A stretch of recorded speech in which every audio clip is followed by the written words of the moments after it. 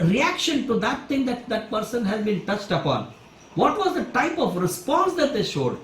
What did that person do in order to respond to that particular given stimuli?